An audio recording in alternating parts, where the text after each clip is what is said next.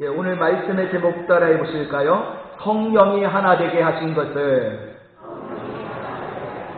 힘써 지킵시다. 자, 교회가 존재하는 이유 가운데 하나는 사랑하기 위해 있습니다. 자, 우리는 어떻게 사랑할 수 있을까요? 자, 박용재라는 시인이 쓴 사람은 사랑한 만큼 산다라는 시가 있는데요. 제가 이 시를 낭독해 드리도록 하겠습니다. 사람은 향기로운 꽃들을 사랑한 만큼 산다. 저 아름다운 목소리의 새들을 사랑한 만큼 산다. 숲을 온통 싱그러움으로 만드는 나무들을 사랑한 만큼 산다. 홀로 좁은 길을 아스라이 걸어가는 봄, 여름, 가을, 겨울의 나그네를 사랑한 만큼 산다. 예기치 않은 운명에 몸부림치는 생애를 사랑한 만큼 산다. 사랑한 만큼이 사는 것이다. 이런 시입니다. 자, 여러분도 이 시에 동의하십니까? 우리는 다만 밥만 먹고 사는 존재가 아니라 사랑하기 위하여 사는 존재임을 믿습니까? 자, 제가 결혼식 때마다 주례하는 신랑 신부에게 묻는 말이 있습니다. 신랑 신부는 앞으로 변함없이 서로를 사랑하며 살겠습니까? 라는 질문이에요. 자, 여러분도 앞으로 사랑하기 위하여 살겠습니까? 사랑하기 때문에 살고 사랑하기 위하여 살아야 합니다. 자, 문제는 어떻게 사랑하며 살 것인가 라는 거예요. 자, 사랑의 반대는 무관심이고 미움이지만 또한 다툼이고 분쟁이고 갈등일 수 있습니다. 그리스 신화에 이런 이야기가 나옵니다. 헤라클레스가 어느 날 길을 걸어가고 있는데 이상한 괴물이 딱 나타나는 거예요. 헤라클레스는 가지고 있던 몽둥이로 이 괴물을 힘껏 내려쳤습니다. 그랬더니 이 괴물이 더 커져서 이 헤라클레스 앞을 가로막는 거예요. 이것 봐라. 열받은 이 헤라클레스는 또다시 온 힘을 다해서 몽둥이로 그 괴물을 내려쳤습니다. 그런데도 이번에도 괴물이 훨씬 더 커져버린 거예요. 그렇게 몇 번 반복하다 보니까 이 괴물은 어느새 몇십 배로 커져가지고 도저히 감당할 수 없게 되었습니다. 그때 지혜의 여신인 아테나가 나타나서 헤라클레스에게 이런 말을 해요. 헤라클레스! 괴물 때리는 것을 멈춰라! 이 괴물의 이름은 다툼이다. 다툼이라는 괴물은 때릴수록 더 커진다. 그렇습니다. 미움도 다툼도 분쟁도 때릴수록 더 커집니다. 안 때리고 사는 것이 상책인데 그렇다고 대항 안 하고 살 수도 없죠. 그래서 대항하다 보면 우리의 의도와는 상관없이 더 커져버립니다. 우리는 이처럼 우리에게 다가오는 다툼, 분쟁, 갈등을 어떻게 이기며 해결하며 살아갈 수 있을까요? 자, 바울은 4장부터 6장까지 말씀을 통해서 많은 믿음의 실천을 말하고 있는데 그 중에 첫 번째가 바로 뭐냐면 구원받은 성도는 하나다라는 가르침이에요. 자, 우리 에베소서 4장 4절을 같이 읽어보겠습니다. 시작.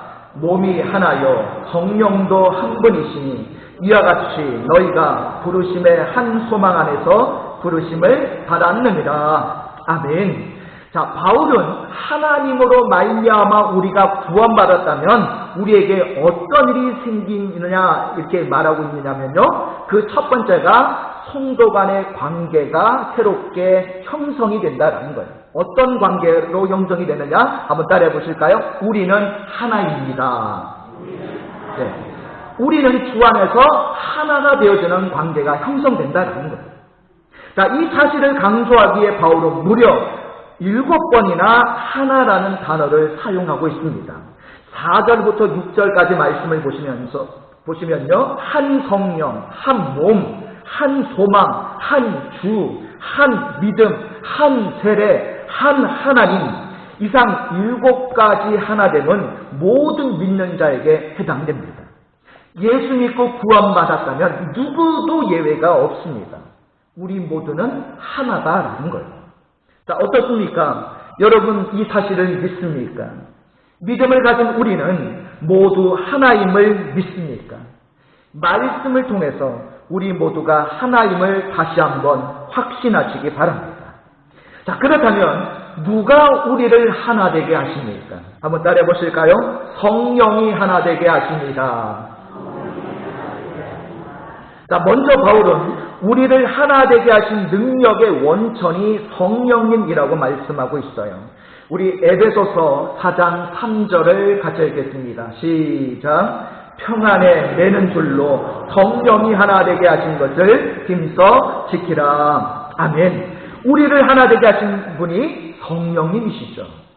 성령이 하나 되게 하신 것을, 자, 시제를 보니까 완료형입니다. 이미 하나 되었다는 거예요. 성령님이 하신 일입니다. 우리가 할 일은 뭐 하는 거예요? 힘써 지키는 것이죠. 이미 성령이 하나 되게 하신 일을 우리는 지키고 유지할 뿐입니다. 그렇지만 힘써 지키라고 하신 것을 보면 믿는 자들이 하나 되는 일은 결코 쉬운 일이 아니다라는 것을 알 수가 있죠. 왜 우리는 하나 되기가 어려운 것일까요? 우리는 인간관계에서 아무리 우리가 노력을 해도 안 되는 한계를 수없이 경험하지 않습니까? 왜 우리는 다른 사람들과 하나 되는 일이 그렇게도 힘든 것일까요? 자, 여러분, 고양이와 개를 무슨 지간이라고 하죠? 고양이와 개를 무슨 지간으로, 서로 원수지간이라고 하죠. 왜 그러냐면, 자, 고양이와 개는 만나기만 서로 어떻게 합니까? 싸우죠. 자, 왜 싸우는가 하면 서로 표현하는 방식이 다르기 때문입니다. 여러분, 개는 반가우면 꼬리를 어떻게 합니까? 꼬리를 흔들죠. 꼬리를 흔들어요. 자, 그런데 고양이는 언제 꼬리를 흔들죠? 화가 나면 꼬리를 흔듭니다. 그러니까 이 상대방의 신호를 상대방의 방식으로 이해하지 않고 내 방식으로 이해하다 보니까 서로 오해를 하는 거예요. 자, 고양이와 개만 그런 것이 아닙니다. 사람은 누구든지 자기 방식으로 남을 이해하죠. 결국 우리 속에 있는 것이 자기 주장, 자기 사랑입니다. 성경에서는 이것을 뭐라고 얘기를 하냐면 옛사람, 자아, 육신이라고 말씀을 하고 있어요. 내 안에는 나도 원하지 않는 나의 모습이 있다는 거예요.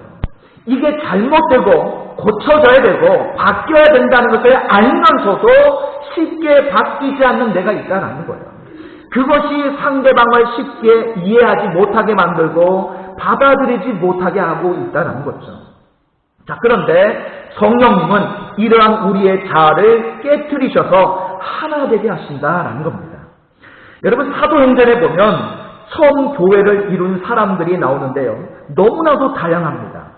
자, 사도행전 1장 14절과 15절에 보면 많은 사람들이 주님께서 약속하신 성령님을 기다리기 위해서 함께 모이는데요. 자, 거기에는 어떤 사람들이 있었느냐면 우선 가룟 유다를 제외한 11제자가 있었습니다. 또 마리아 같은 여성도 있었고 다른 여성들도 있었어요. 예수님의 아우들도 있었습니다. 여러분, 11제자만 해도 얼마나 다양합니까? 베드로, 요한, 야고보는 어부죠.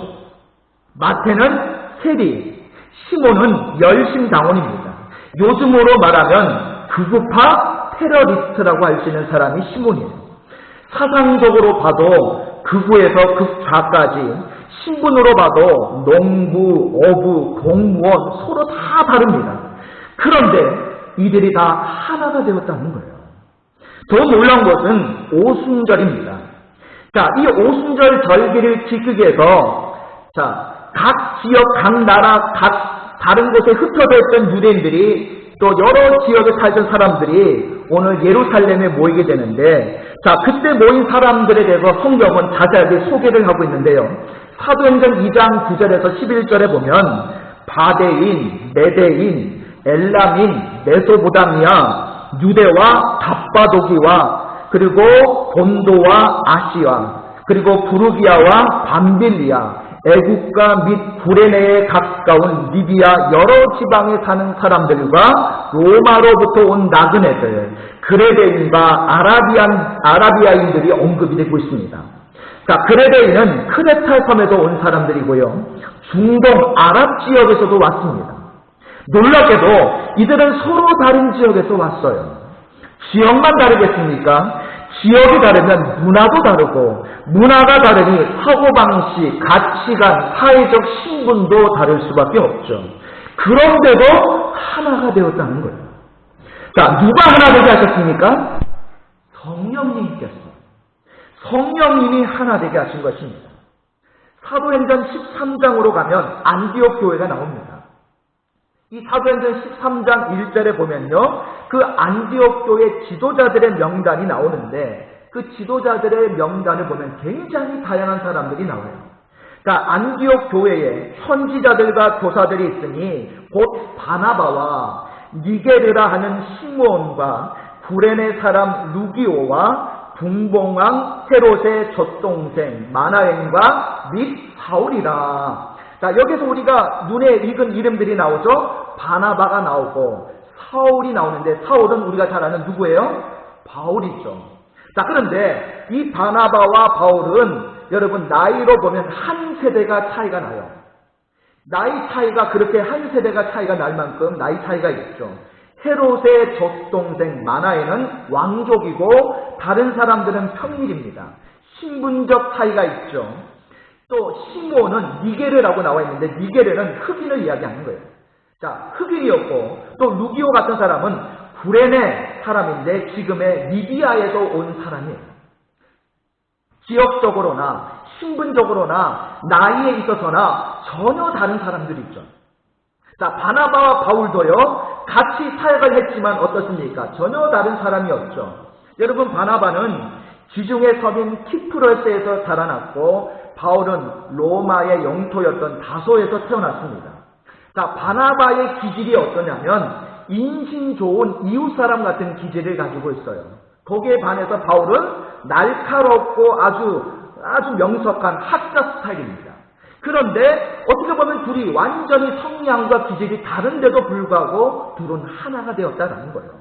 그래서 사도행전 11장 26절에 보면요, 이 둘이 교회에 1년간 모여있어 큰 무리를 가르쳤다라고 말씀하고 있습니다. 개인적인 자아, 성격, 기질, 관심, 은사의 차이점에도 불구하고 하나님을 사랑하고 교회를 사랑하는 마음으로 둘은 하나가 되었습니다. 누가 그것을 가능케 하셨을까요? 바로 성령님이십니다. 성령님이 하나 되게 하신 것입니다. 자, 그렇다면 성령님은 어떤 분이시길래 우리를 하나 되게 하시는 것일까요? 자, 성경에 보면요, 성령님을 비유적으로 표현하고 있는 세 가지 표현이 있습니다. 첫 번째 표현은 따라해 보실까요? 어머니입니다. 자, 성령님을 모성의 하나님으로 비유를 하고 있어요. 어머니는 우리를 낳고 기르며 무한한 사랑으로 돌봐주시죠. 자녀들이 많고 서로 달라도 한 어머니에게서 태어났습니다. 그래서 어머니가 있는 한 자식들은 하나죠. 서로 싸우다가도 어머니가 얘들아 싸우지 마 하면 금세 조용해지죠. 이사야 66장 13절에 보면 이런 말씀을 하십니다. 어머니가 자식을 위로함같이 내가 너희를 위로할 것인즉 너희가 예루살렘에서 위로를 받으리니 라고 말씀합니다. 어머니 품에서 모든 자식이 하나인 것처럼 성령님은 이처럼 우리를 가슴으로 품고 하나 되게 하시는 분이신 줄 믿습니다. 두 번째로 성령님을 어디에 비유하냐면, 자, 따라해 보실까요? 불입니다. 자, 성경은 이 성령님을 불로 비유하고 있어요. 자, 사도행전 2장 3절에 보면 불의 혀처럼 갈라지는 것들이 그들 위에 보여 각 사람 위에 하나씩 임하여 있더니 라고 말씀하죠. 불이 성령이라는 말이 아닙니다.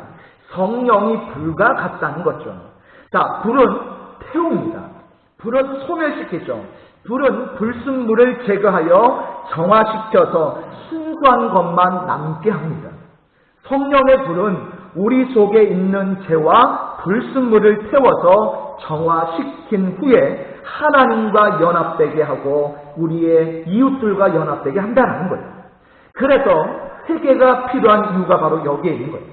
회개는 우리 속에 있는 불순물을 제거하고 깨끗한 정금으로 거듭나게 한다는 것입니다. 성령의 불이 우리 속에 붙으면 우리 속에 있는 이기심, 욕심, 시기, 미움 등의 불순물이 사라지게 되는 줄 믿습니다. 그래서 우리는 하나님을 사랑하게 되고 다른 지체를 사랑하게 되는 거예요. 4세기 성자 중 시리아에 시므온이라는 사람이 있었는데요. 이 사람이 이런 시를 썼습니다. 나는 불길에 휩싸였네. 나는 불탔네. 내 모든 존재 불에 타고 있었네. 그분이 갑자기 거기 계셨네.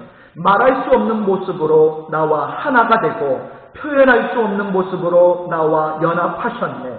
섞이지 않은 채 내 속에 잠기셨네.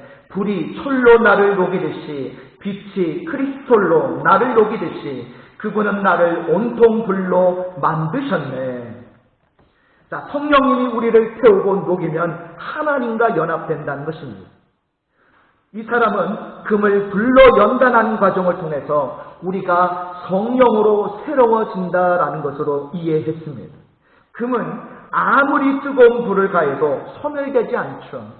금에 불이 붙으면 금이 소멸되는 것이 아니라 그 속에 있는 불순물이 제거되는 것처럼 성령이 임하면 우리의 인격과 존재가 소멸되는 것이 아니라 우리 속에 있는 불순물이 사라져서 우리가 정금같이 나오게 되는 것입니다. 그래서 성령의 불이 붙으면 두 가지 효과가 나타나는데요. 죄의 불순물이 사라져서 하나님과 가깝게 되고 미움의 불순물이 사라져서 사람들을 사랑하게 되는 줄 믿습니다. 자, 세 번째로 성령님을 뭐에 비유하냐면 따라해 보실까요? 보혜사. 자, 성경은 성령님을 보혜사라고 말하고 있어요. 자, 이 말의 원어가 뭐냐면 파라클레토스인데 이 파라클레토스는 두 단어가 합성되어 있는 그런 단어입니다. 파라라는 뜻은요, 옆에서라는 뜻이고요. 클레토스라는 말은 말하는 자라는 뜻이에요. 그래서 파라클레토스는 위로자, 상담자, 돕는 자라는 뜻을 가지고 있습니다. 자, 요한복음 14장 16절에 보면 내가 아버지께 구하겠으니 그가 또 다른 보혜사를 너희에게 주사 영원토록 너희와 함께 있게 하리니 라고 말씀합니다.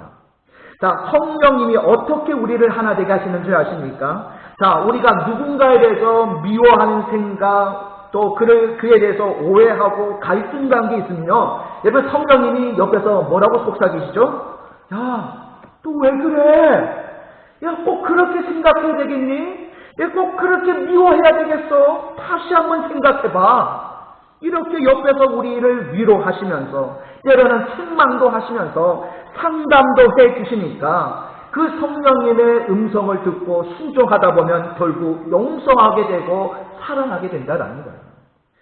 성령님의 도움 때문이죠. 이처럼 성령님이 우리를 하나 되게 하시는 것을 여러분 믿으십니까? 자, 그렇다면 성령이 이처럼 하나 되게 하신 것을 어떻게 지켜가야 할까요? 따라해 보실까요? 하나 되기를 힘써야 합니다. 자, 바울은 이 하나됨의 원리를 말한 후에 우리에게 하나 되는 일에 힘쓸 것을 말하고 있습니다. 우리 에베소서 4장 2절 그리고 3절 우리 두 절 같이 읽습니다. 시작. 모든 겸손과 온유로 하고 오래 참음으로 사랑 가운데서 서로 용납하고 평안에 내는 줄로 성령이 하나 되게 하신 것을 힘써 지키라. 아멘. 자, 하나 되게 하신 분은 성령님입니다. 그러나 우리가 할 일이 없는 게 아니죠. 자, 우리는 힘써 지켜야 한다는 거예요. 노력하고 애써야 한다는 거예요. 그러면서 힘써 지켜야 할 5가지 방법을 제시해주고 있죠. 첫 번째가 뭡니까? 겸손. 두 번째가 온유. 세 번째가 오래 참음. 네 번째가 용납. 그리고 마지막이 평안이다라는 겁니다. 겸손으로 시작해서 평안으로 끝납니다. 자, 먼저 겸손은요, 우리의 마음의 태도를 말하는 거예요. 자, 하나 된다는 것은 밖으로 나타나기 전에 먼저 우선적으로 우리 마음에서부터 시작되어야 된다는 겁니다. 겸손하면 자기를 낮추는 것만 생각하는데, 겸손은요 다만 자기를 낮추는 것만이 아니라 자기를 주장하거나 내세우지 않는 것을 이야기하는 거예요. 여러분, 모든 갈등과 다툼이 어디에서 나옵니까? 자기를 내세우고 자기를 주장하고 고집하는 데서부터 다툼이 일어나는 거죠. 그것을 내려놓는 것이 바로 겸손이다라는 겁니다. 자, 초대교회 수도원에서 두 사람이 오랫동안 한 번도 싸우지 않고 같이 잘 살았습니다. 한 번은 한 사람이 다른 사람에게 말했습니다. 우리도 세상 사람들처럼 한번 싸워보세. 그러자 다른 사람이 말합니다. 나는 싸울 줄 모르네. 그러자 첫 번째 사람이 말을 하기를, 자네와 나 사이에 벽돌을 하나 놓고 이걸 두고 내 거야 라고 하면 자네는 아니야 내 거야 라고 하게. 그러면 싸움이 시작될 것을. 그리고 이제 두 사람이 벽돌을 가져다가 둘 사이에 놓고 첫 번째 사람이 먼저 이야기를 합니다. 이거 내 거야 라고 했더니 두 번째 사람이 그래 맞아 자네 거야. 싸움이 싱겁게 끝나고 말았던 거죠. 싸움의 이유는요, 우리 속에 아직도 죽지 않는 자아 때문이에요. 그것만 내려놓으면 싸움이 일어날 수가 없는 겁니다. 폴 베어 브라이언트라는 사람이 승리를 위해서 세 가지를 생각하라고 말을 했습니다. 나쁜 일이 생길 때는 누구 때문이야? 당신 때문이야가 아니고 나 때문이야. 좋은 일이 생길 때는 누구 때문이야? 우리 때문이야. 너무나도 좋은 일이 생기면 누구 때문이야?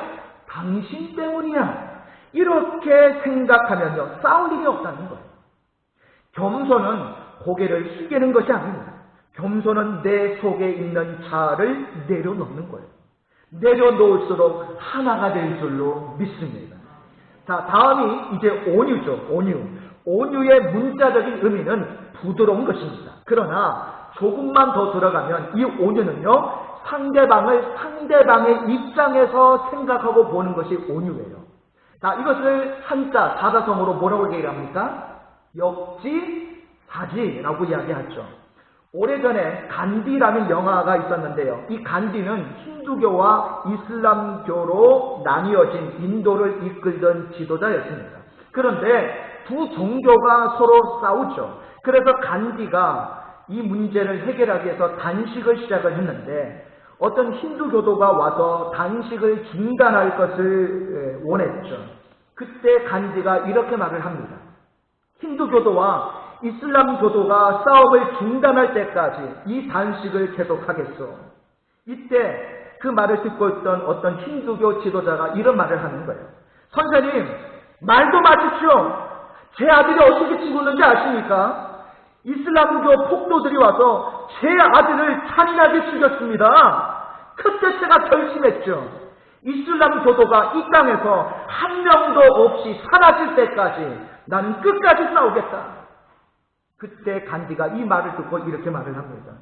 당신의 심정은 충분히 이해합니다. 그러나 당신이 진정으로 이슬람교를 이기는 비결을 가르쳐 주겠어. 그들에게 가서 부모가 없는 고아 하나를 데려다가 당신의 죽은 아들 대신에 키우시오. 그러면 당신은 진정한 승리자가 될 것이요. 그렇습니다. 복수는 또 다른 복수를 낳고 다툼은 더 큰 다툼을 낳습니다. 이슬람교는 힌두교의 입장에서, 힌두교는 이슬람교 입장이 되어봐야 합니다. 온유해야 하나 되는 것입니다. 온유해야 땅을 차지하고 온유해야 사람의 마음도 얻을 수 있는 겁니다. 시인 박노해 씨가 쓴 평화 나누기라는 시가 있는데요. 이 시 문구 중에 굉장히 마음에 와닿는 문구가 있어서, 식구가 있어서 이 시를 낭독해 드리겠습니다. 일상에서 작은 폭력을 거부하며 사는 것, 세상과 타인을 비판하듯 내 안을 잘 들여다보는 것, 현실의 발을 굳게 딛고 마음의 평화를 키우는 것, 경쟁하지 말고 각자 다른 역할이 있음을 인정하는 것, 일을 더 잘하는 것만이 아니라 더 좋은 사람이 되는 것, 좀 더 친절하고 더 잘 나누며 예의를 지키는 것, 전쟁의 세상에 살지만 전쟁이 내 안에 살지 않는 것. 총과 폭탄 앞에서도 온유한 미소를 잃지 않는 것. 폭력 앞에 비폭력으로 그러나 끝까지 저항하는 것. 전쟁을 반대하는 전쟁을 하는 것이 아니라 따뜻이 평화의 씨앗을 눈물로 심어가는 것. 그렇습니다. 온유함이 필요한 거예요. 여러분, 온유는 약한 것이 아닙니다. 지는 것이 아닙니다. 온유는 오히려 우리가 힘을 써야 할 때 쓰고 쓰지 않아야 할 때 쓰지 않는 통제된 힘이 온유예요. 오늘 우리는 하나님께서 우리에게 주신 여러 가지 힘을 때로는 통제하기를 원하실 때가 있습니다. 통제해야 될 때 통제하는 것. 그것이 온유예요. 예수님이 온유하셨기 때문에 모든 사람을 하나 되게 하신 것처럼 우리 또한 온유해야 할 줄로 믿습니다. 자, 그 다음으로 뭐가 나옵니까? 오래 참음이 나오죠. 자, 오래 참음은 뭐냐면요, 분노하지 않고 오랜 시간을 견디는 겁니다. 오래 참아야 하나 될 줄 믿습니다. 제 아내가 제가 아주 인정해 주는 게 하나 있습니다. 어떤 걸 제 아내에게 어떤 면을 제가 인정을 해주냐면, 정말 다른 건 몰라도 참 오래 참을 줄 안다. 참 오래 참을 줄 안다. 만약 내가 아내의 입장이었으면 난 진짜 못 참고 이혼했을 것 같아요. 솔직하게 헤어져라고 했을 것 같은데, 우리 아내를 보면요, 참 오래 참는다. 참 인내력이 대단하다라는 생각이 듭니다. 여러분, 하나님의 뜻을 기다리면서 하나님의 뜻이 이루어지기를 기다리는 것이 바로 오래 참음이에요. 자, 그런데 여기서 멈추지 않고 더 나아가서 서로를 뭐 해야 됩니까? 그 다음에 나오는 게 뭐죠? 용납하는 거죠. 여러분, 용납이 무슨 뜻입니까? 남의 잘못이나 입장이나 형편을 너그러이 받아들여주는 게 용납이에요. 그래서 오래 참음은 무엇이 먼저 선행되어져야 됩니까? 용납이 먼저 선행되어질 때에 이 오래 참음이 가능한 거예요.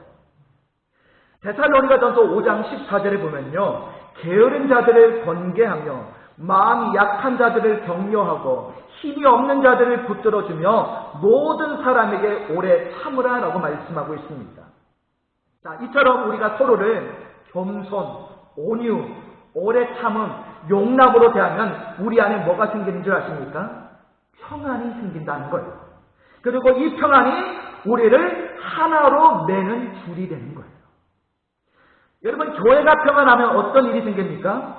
누구든지 오고 싶어하는 교회가 됩니다. 여러분, 우리 진부성결교회가 평안함으로 누구든지 오고 싶어하는 교회가 될 줄로 믿습니다. 여러분, 구역이 평안하면 그 구역으로 다들 들어가고 싶어해요. 여러분, 기관이 평안하면 어떤 일이 일어나는 줄 아십니까? 그 기관에서 함께 일하고 싶어해요. 이러한 평안은요, 저절로 생기는 것이 아닙니다. 겸손, 온유, 오래 참음, 용납이 이런 평안을 가져오게 하고 평안이 있는 곳에 함께 하고 싶고 하나 되는 역사가 일어난다는 거예요. 어떤 운동장에서 여러분 먹는 김 있죠. 이 김들이 막 달리기 시작을 했답니다. 참석한 김 중에는 돌김도 있고 구운 김도 있는데 유독 한 김만 뛰지 않고 어그적 이렇게 걷고 있는 거예요. 심판이 놀라가지고 경기장으로 뛰어들어가서 물었습니다. 야, 너는 왜 안 되니? 넌 누구니? 라고 했더니 그 김이 이런 말을 했습니다. 저는 양반김인데요. 여러분, 교회에서는 양반김이 되어서는 안 됩니다. 같이 뛰어야 합니다. 함께 뛰어야 합니다. 마음과 뜻을 함께 해야 될 줄 믿습니다. 말씀을 정리합니다. 누가 우리를 하나 되게 하십니까? 성령이 하나 되게 하십니다. 성령이 하나 되게 하신 것을 어떻게 지켜가야 합니까? 하나 되기를 힘써야 합니다. 겸손, 온유, 오래 참음, 용납으로 서로를 대하여 진정한 평안이 우리를 하나 되게 해야 할 줄 믿습니다. 우리 마지막으로 한번 따라해 보실까요? 우리는 하나입니다. 성령님이 하나 되게 하셨습니다. 성령이 하나 되게 하신 것을 힘써 지키겠습니다. 오늘 이런 결단이 저와 여러분 가운데 있으시기를 주님의 이름으로 축복합니다.